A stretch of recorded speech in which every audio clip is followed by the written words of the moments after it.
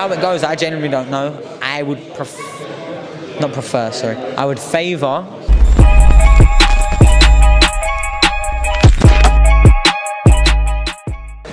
Pro boxing fans here in Sheffield with the champ, Sonny Edwards. The biggest fight in boxing has probably been made we've been chasing for about 4 or 5 years now. Errol Spence Jr, Terence Crawford finally got done. Talk to me about that fight. You're very good at breaking down fights, so I want you to break down that fight for me. I mean, stylistically, I genuinely think it's one of those fights that are very hard to break down. Genuinely, I feel like you get to a certain level of elite where it depends whose identity gets imposed a bit more, who's got it a little bit more there, who's went harder in camp there. Like, they're both elite fighters and have been for any time that we've been able to see them. So how does their eliteness mesh up? Who knows? Some people favour that Spence was always bigger, always like a genuine welterweight. Some people favour Crawford's done it at more weights and beat more people, and he's been more on it, perhaps. I mean, that might be a bit of my ignorance. I know that, Errol Spence had time out, he's had car crashes, etc., which is all sad and out of his control to a certain degree. But at the same time, that doesn't put you in the best stead for one of the hardest fights you're ever going to imagine having, and I think he will have that in Crawford.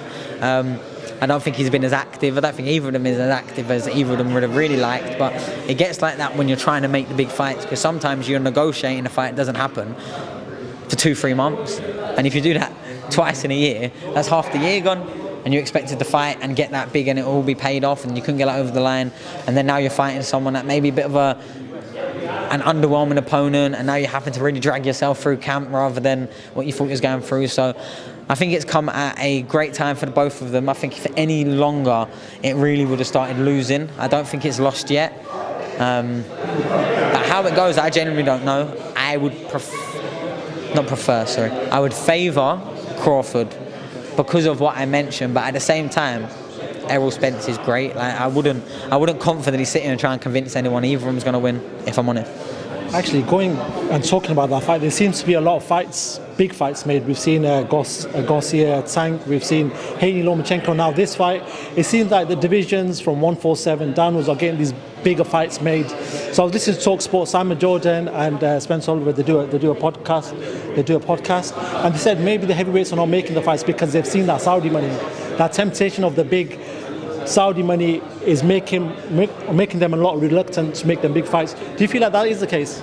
Yeah, whenever there's big money somewhere, it starts skewing it. But one thing I do think is the schedule has got to a point now where the promoters are battling for the mega fights. They're not just battling for as many events through the door. And, once the 2-3 year contracts of these fighters have sort of dissipated now, and they'd guaranteed their minimum purse. Now they're not getting a contract offer, they're getting fight offers, you know what I mean? That's probably where we're at. The dynamic of the market's changing a bit.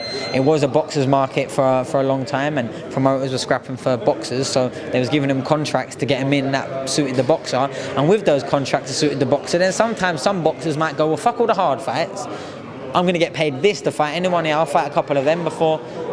And you can see why. They've dedicated a lot of life, it's just not the way that I'd go about things.